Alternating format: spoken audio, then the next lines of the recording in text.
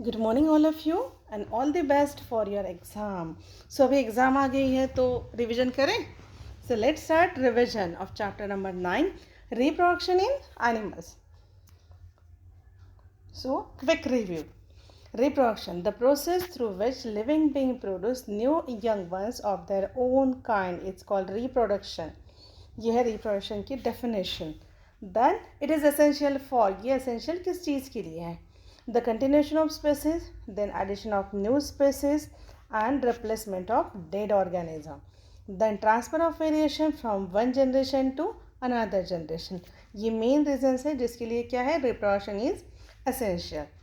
Then mode of reproduction, like plants and animals, also produced by sexual reproduction and asexual reproduction. So first is sexual reproduction, the type of reproduction beginning from the fusion of male and female gamete. तो sexual reproduction में क्या होता है, male gamete और female gamete का fusion, उसे क्या कहते हैं, सेक्सुअल रिप्रोडक्शन। देखिए ऊपर मैंने लिखा है आपको, वो जो फर्स्ट वाला साइन है वो है मेल गमेट का plus female gamete is equal to zygote. So in this process of sexual reproduction a male and female gamete, ठीक है,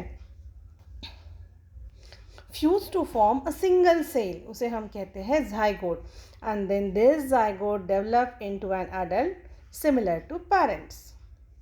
The individual that grows from a zygote receive character of both parents, mother and father. और ये जो zygote रहता है, जो mail और female गमेट के फ्यूजन से बनता है, उसमें मदर और फादर के दोनों को कैरेक्टर होते हैं. पहले zygote बनता है, फिर उसके बाद एम्ब्रियो और फिर डेवलपमेंट होती है एम्ब्रियो से न्यू इंडिविजुअल की. Then asexual reproduction, the type of reproduction in which only a single parent involved. इसमें कितने parent involved रहते हैं, only single. और सेक्सुअल रिप्रोडक्शन में दोनों पैरेंट इन्वॉल्व रहते हैं. Then in asexual reproduction sex cell, जिसे हम क्या कहते हैं, gametes, are not produce. No fusion of gamete takes place for the production of zygote और offspring. There are many forms of asexual reproduction, और इसके ना बहुत सारे फॉर्म्स हैं. So let's see. First one, binary fusion. अब यहाँ पर क्या होता है, in this a parent cell divides into two daughter cell. Simple सी चीज़ है, एक सिंगल सेल रहती है जो है पेरेंट सेल, वो डिवाइड होती है टू सेल में. ठीक है, आपको यहाँ पर फिगर दिख रही है, देखिए वो पेरेंट सेल है, बीच में क्या है, न्यूक्लियस, और सराउंडिंग में जो दिख रहा है ना आपको ग्रे कलर का, दैट इज साइटोप्लाज्म. ओके, तो क्या होता है, there is a division of that parent cell into two cells. उसमें क्या होता है, न्यूक्लियस भी डिवाइड होता है और साइटोप्लाज्म भी. So both nucleus and cytoplasm divide, then this cell grow and mature into two separate new individual. Example है amoeba और paramecium का. Firstly, nucleus divide into two. सबसे पहले nucleus divide होता है, then followed by division of cytoplasm. फिर cytoplasm का division. Then third picture में देखिए आपको दिखता है the constriction develop in the body which gradually deepens to form two daughter. बीच में constriction है, ठीक है, फिर वो सेपरेट हो जाता है and then form full daughter amoebae. Then second, budding. In this type of asexual reproduction a bulge और a bud develop from the parent body. यहाँ पर आप फिगर देखिए नीचे, यहाँ पे क्या है, पेरेंट बॉडी है और नीचे छोटी सी एक बर्ड डेवलप हुई है, correct.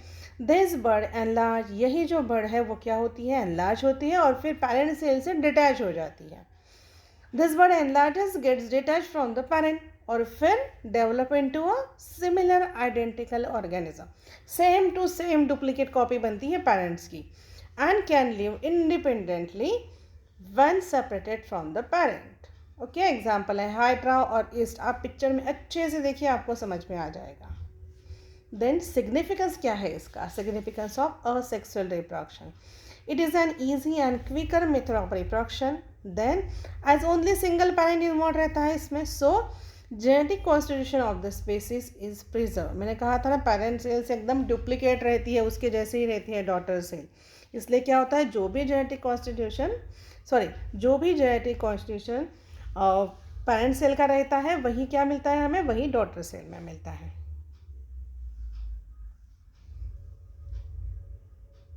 Then in reproductive system, male reproductive organ.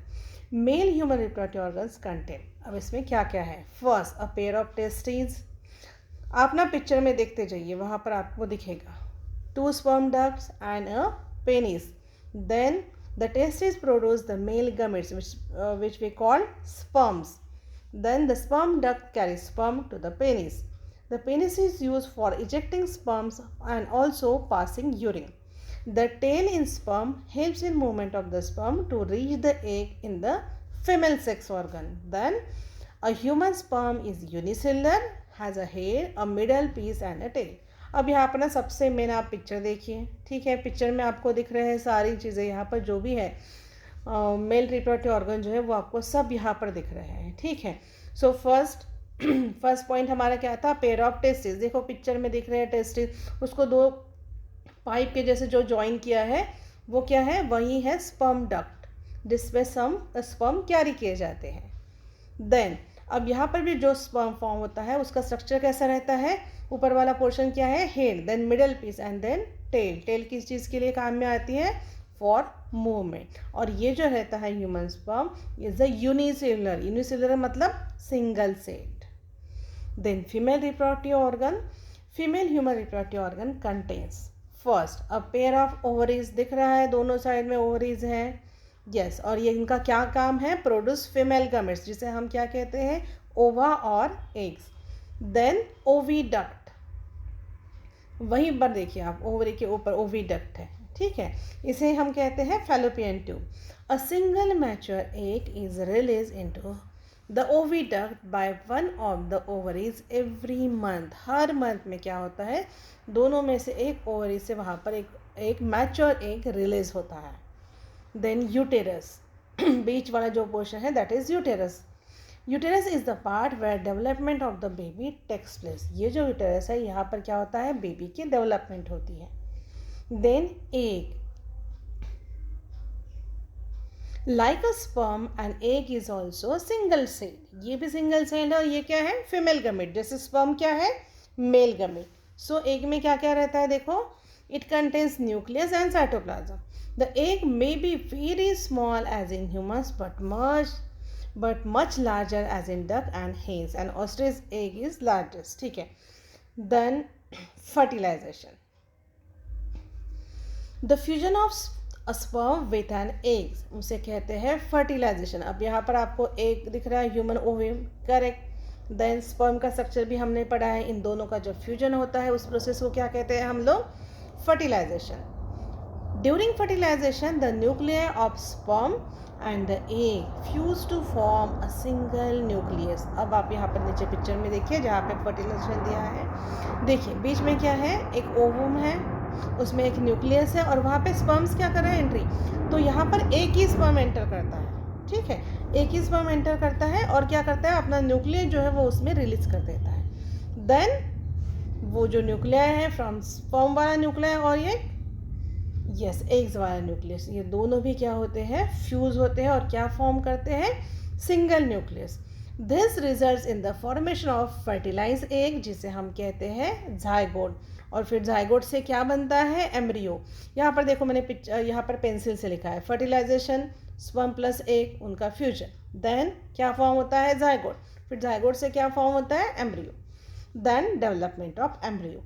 Fertilisation result in zygote and zygote begins to develop an embryo.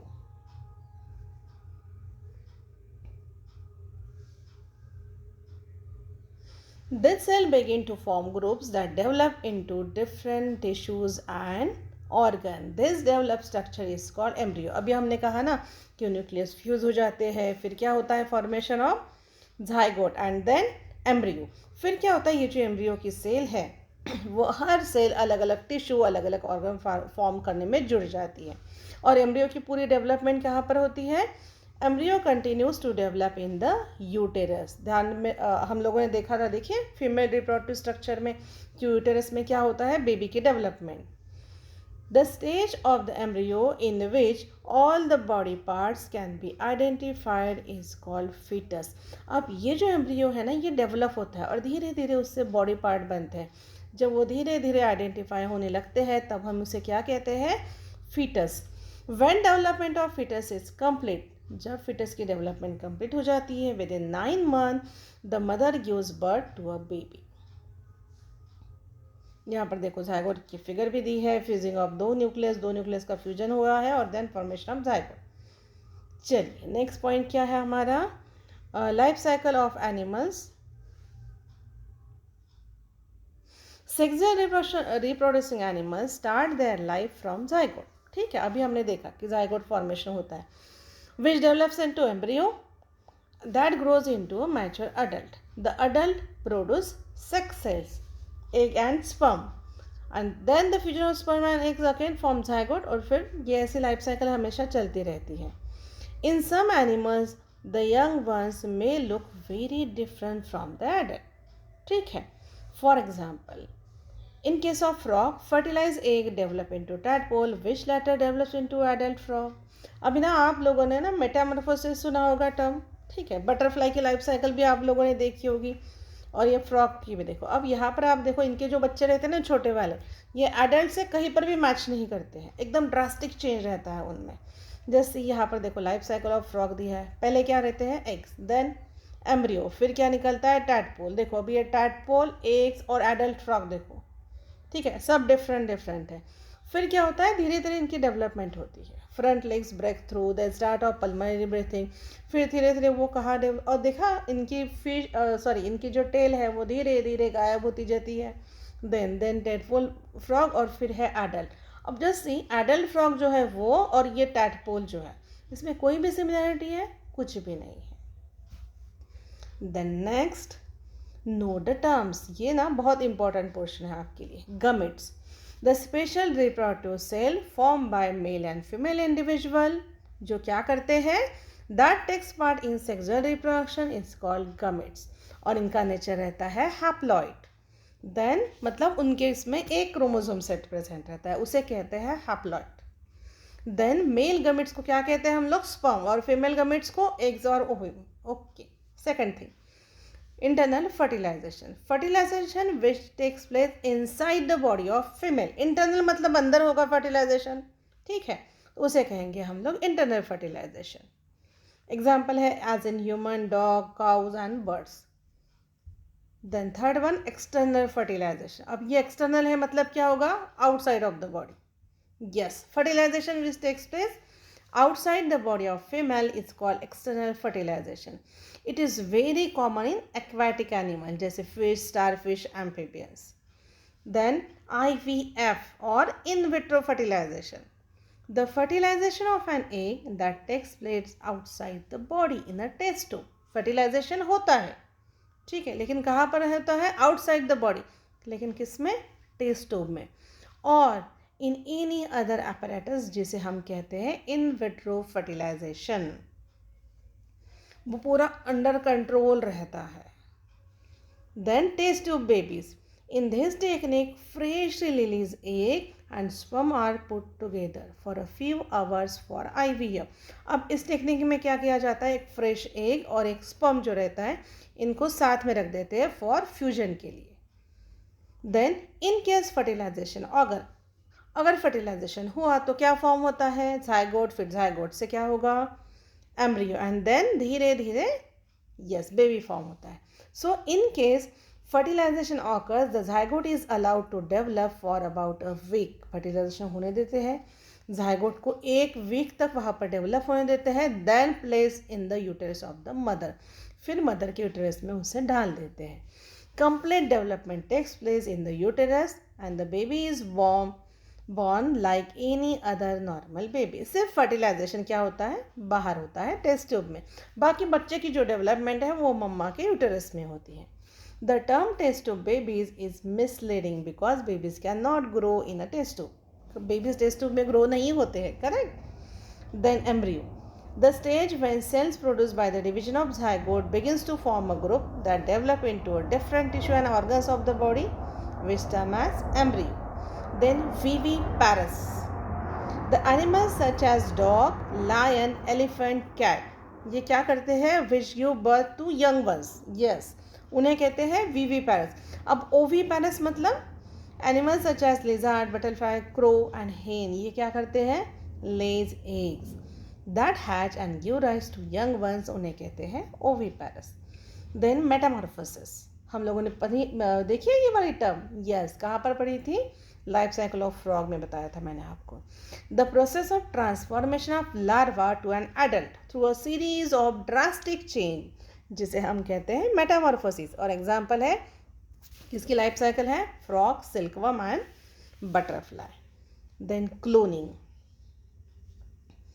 It is an artificial method, एक आर्टिफिशियल मेथड है invented by a man to produce organ cell और part of living organism without sexual और sexual reproduction. इसमें क्या है? इसमें नया यहाँ पर क्या है? ये एक आर्टिफिशियल मेथड है, ठीक है। इसमें क्या प्रोड्यूस करते हैं? टू प्रोड्यूस ऑर्गन सेल और part of living organism without sexual reproduction and sexual reproduction. इसका बेस्ट एग्जाम्पल है sheep name Dolly was clone by Ian मिलवेट इन स्कॉटलैंड। और यहाँ पर ना आपको एक फ्लो चार्ट दिया है, यस, जिससे आपको पूरा चैप्टर समझ में आ जाएगा। देखिए, रिप्रोडक्शन के दो टाइप है, असेक्सुअल, सेक्सुअल। तो सबसे पहले असेक्सुअल देखते हैं हम लोग, ठीक है। इसके भी दो टाइप्स देखे थे हमने, बाइनरी फिजन एंड देन बड़ी। बाइनरी फिजन का एग्जाम्पल क्या है? अमीबा। यहाँ पर सिंगल सेल रहती है जो 2 सेल में डिवाइड होती है, करेक्ट।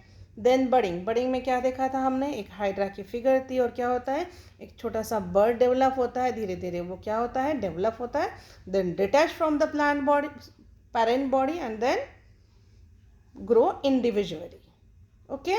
देन सेक्सुअल रिप्रोडक्शन, इसमें क्या है? Human male reproductive system, then human female reproductive system. Human male reproductive system में क्या है? उसके पार्ट्स कितने हैं? Penis, sperm duct, then testis. Testis क्या रहता है? टेस्टिस में sperms, correct. Then human female reproductive system, उनके पार्ट्स क्या है? Ovaries, oviduct, uterus. ओवरीज में क्या बनते हैं? एग्स। देन स्पर्म और एग्स का क्या होता है? फ्यूजन, उसे हम कहते हैं फर्टिलाइजेशन। फिर क्या होता है? उनका फर्टिलाइजेशन होता है, देन विल गेट क्या फॉर्म होता है? जाइगोट, देन एम्ब्रियो, और फिर लास्ट में फिटस। ये हो गए हैं हमारी रिवीजन। और आपको और ऐसे ही साइंस के चैप्टर की रिवीजन चाहिए तो प्लीज़ आप मुझे कमेंट में बताइए, ओके। Thank you.